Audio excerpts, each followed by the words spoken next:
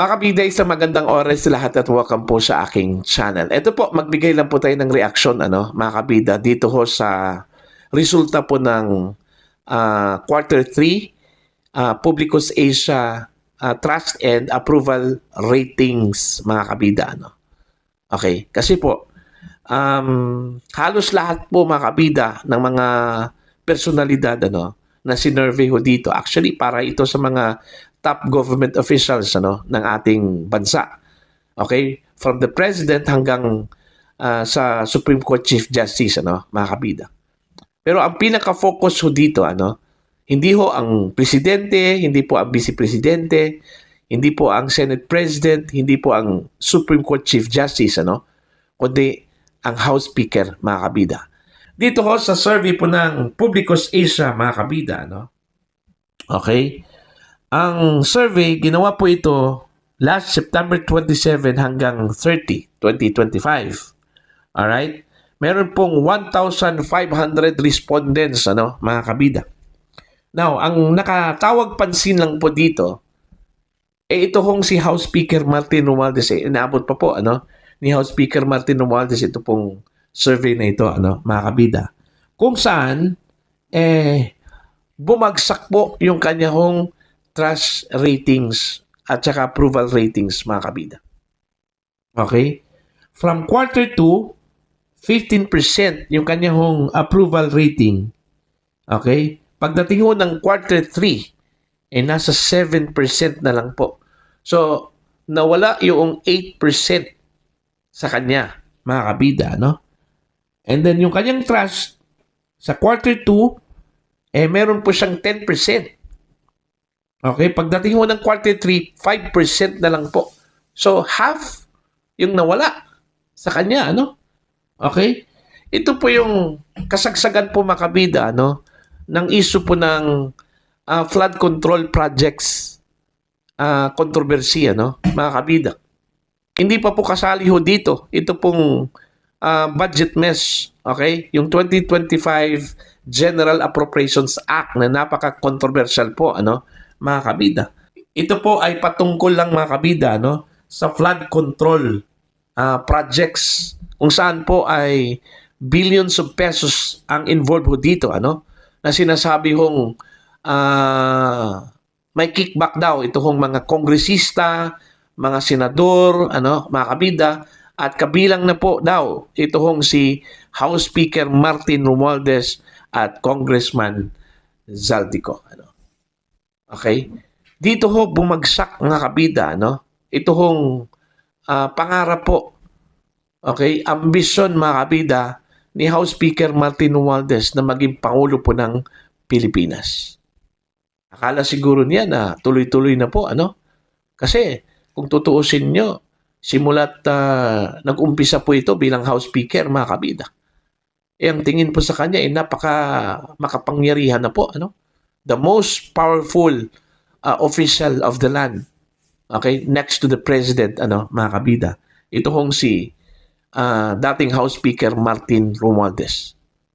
Okay? So, ang tingin po ng taong bayan, tuloy-tuloy na po, So, hanggang doon po sa tugatog ng tagumpay, mga kabida. Pero, nasilat po sa dito sa issue po ng flood control projects.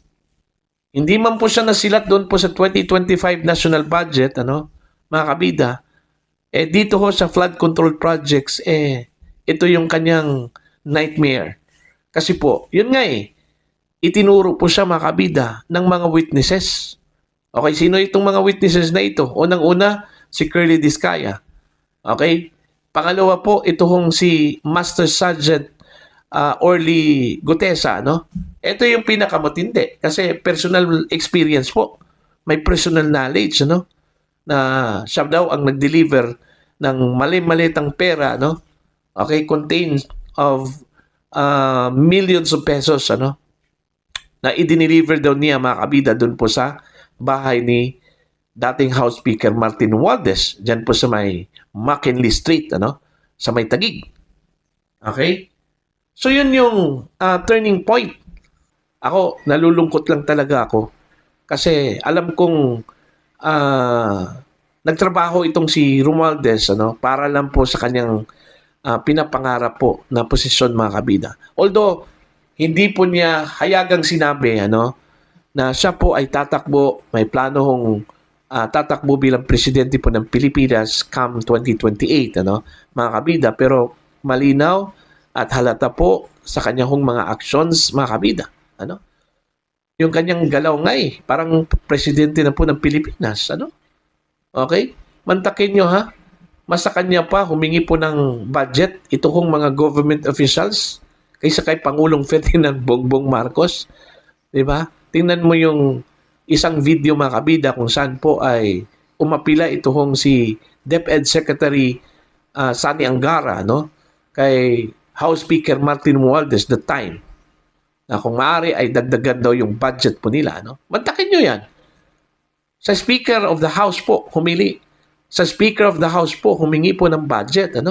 Instead, doon ho sa Pangulo, sa kanyang direct superior po, mga kabida. O see, doon pa lang makikita mo na, kung gaano po ka-powerful ito hong si dating House Speaker Martin Romualdez during his time. Okay? Kaso lang po, gumuho yung kanyang pangarap po, mga kabida. Ako, personal view ko po, para sa akin, mahihirapan na po, na makaka-recover ito hong si Romualdez, mga kabida, mula sa kanyang pagbagsak. Tiwala po ng taong bayan at yung kanyang performance po, mga kabida. Kasi 2 taon na lang po mahihirapan na po siya dito. Kasi ang tingin po ng tao po sa kanya po, mga kabida, talagang may problema, ito hong si Speaker Martin Romualdez. Okay? Now, do you think kayang-kaya pa po ni Speaker Romualdez, mga kabida, ito hong natitirang 2 taon para gumanda yung kanyang trust ratings? Kahit na po sa trust ratings po. Kasi dito po yung barometer po, kung may tiwala ba ang taong bayan sa kanya, mga kabida.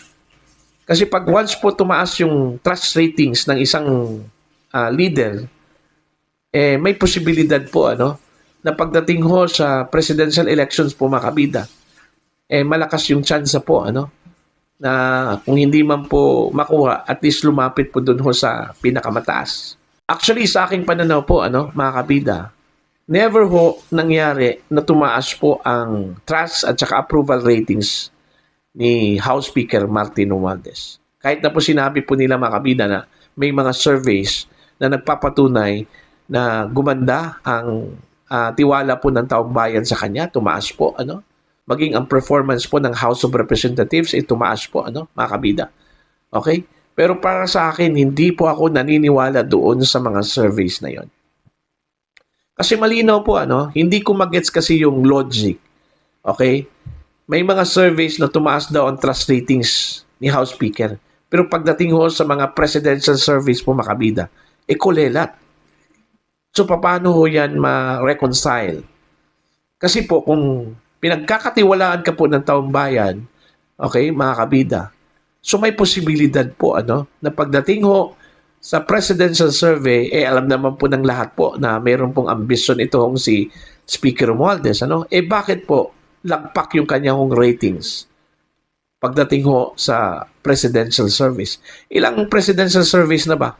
Ang dami na po since last year.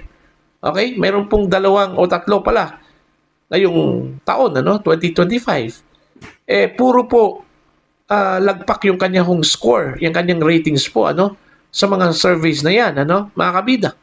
So, paano mo i-reconcile yung surveys ng trust at saka performance ratings doon po sa presidential surveys?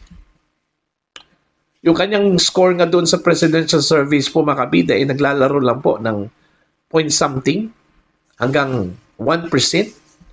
O paano yan? Diba? Wala talagang chance, mga kabida. Kaya nga ako, hindi na po ako nagtataka kung bakit bumagsak yung kanyang trust ratings.